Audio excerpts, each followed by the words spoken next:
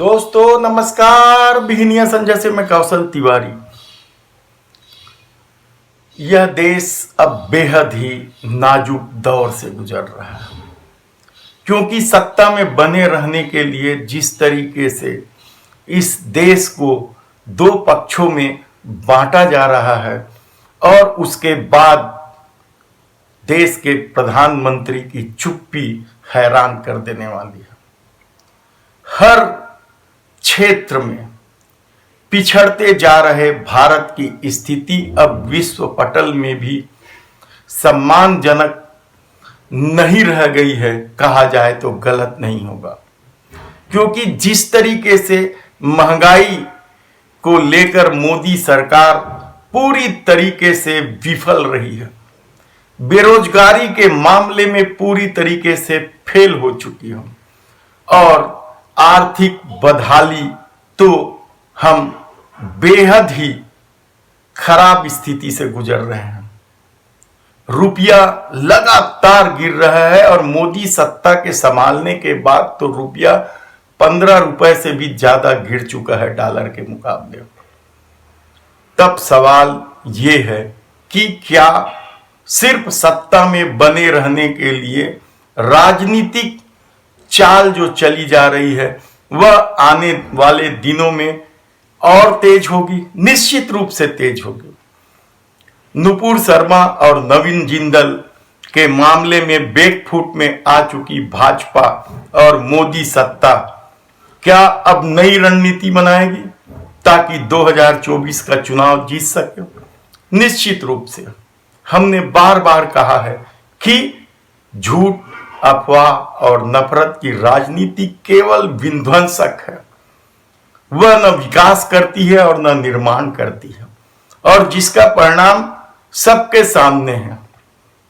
हम राहुल गांधी की तरह तो यह नहीं कहेंगे कि इस देश में मिट्टी तेल छिड़का जा चुका है, कैरोसिन छिड़का जा चुका है, लेकिन हम यह जरूर कहेंगे कि झूठ, अफवाह और नफरत की राजनीति ने इस देश के सामने नए तरह का संकट खड़ा कर दिया है और आने वाले दिनों में यदि लड़ाई तेज हुई तो इसकी जिम्मेदारी मोदी सत्ता की होगी।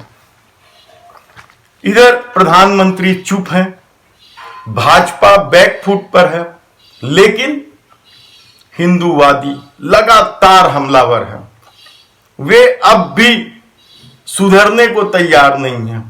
हालांकि आरएसएस प्रमुख मोहन भागवत ने कहा है कि अब मस्जिदों के नीचे शिवलिंग ढूंढना बंद कर दो।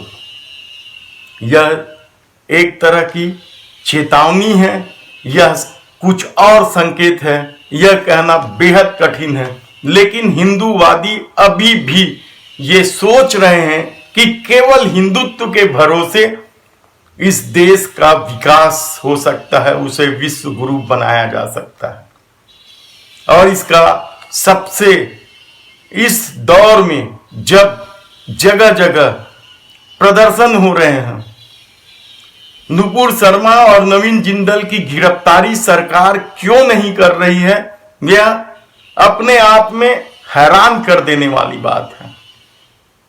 सिर्फ आडवाणी जी ने, लाल कृष्ण आडवाणी जी ने जिन्ना के मजार तक पहुंच गए थे और पूरा हिंदूवादी संगठन उनके खिलाफ खड़ा हो गया था। शायद ये डर देश के प्रधानमंत्री नरेंद्र मोदी को भी होने लगा है, इसलिए वह कड़ा निर्णय नहीं ले रहे हैं। और यही वजह है कि उनकी चुप्पी को मौन समर्थन मानकर हिंदूवादी अब भी हमलावर है। और इसका सबसे ताजा उदाहरण है हरिद्वार में कल निष्काम सेवा सदन भूपत वाला हरिद्वार में विश्व हिंदू परिषद के केंद्रीय मार्गदर्शक मंडल की बैठक में जो प्रस्ताव पारित किया गया, यह दौर देश बचाने का दौर है। यह दौर आम लोगों को महंगाई से राहत दिलाने का दौर है। यह दौर युवाओं में जो फ्रस्ट्रेशन आ रहा है बेरोजगारी के कारण, उससे निपटने का दौर है। लेकिन विश्व हिंदू परिषद हरिद्वार में प्रस्ताव पारित करती है कि समान नागरिकता कानून लागू करे देश के प्रधानमंत्री। मोदी सत्ता के लिए यह एक चुनौती है, क्योंकि देश जिस दौर से गुजर रहा है, जिस तरह की खबरें आने लगी हैं सब तरफ से, एक पक्ष पूरी तरीके से नाराज है इस सत्ता से, हालांकि उसकी परवाह इन्हें कभी नहीं रही और वे चाहते हैं कि वे नाराज हो जाए तो हिंदू ध्रुवीकरण हो जाए और हम सत्ता में बने रहें। यह राजनीतिक चाल क्या देश पर भारी पड़ने लगा है? निश्चित रूप से भारी पड़ने लगा है। और विश्व हिंदू परिषद भले ही कहे, मोहन भागवत भले ही कहे कि वे राम मंदिर जैसे आंदोलन नहीं करेंगे, इस प्रस्ताव में भी जो समान नागरिक संहिता लागू करने का जो प्रस्ताव विश्व हिंदू परिषद ने पारित किया है, उसने भी कहा है कि हम आंदोलन नहीं करेंगे, हम प्रधानमंत्री से बात करेंगे, सब पक्षों से मिलजुल कर इस निर्णय को लागू करेंगे। लेकिन सच तो यह है, यह एक तरह का खेल है। इस खेल को समझना होगा। पिछले 8 सालों से सत्ता क्या खेल खेल रही है, जरा थोड़ा सा देख लीजिए। यह सत्ता की सच्चाई नहीं है। आप नहीं समझ पाए हैं तो एक बार फिर से इस खेल को देख लीजिए।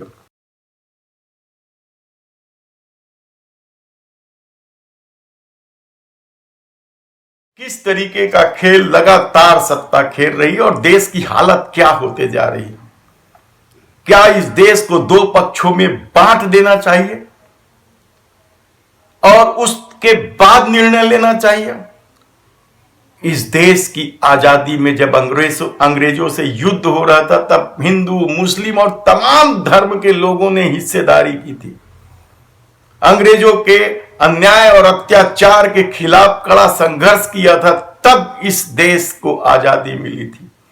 लेकिन शायद उन लोगों को देश की आजादी से कोई मतलब नहीं है, उन्हें तो सिर्फ सत्ता चाहिए।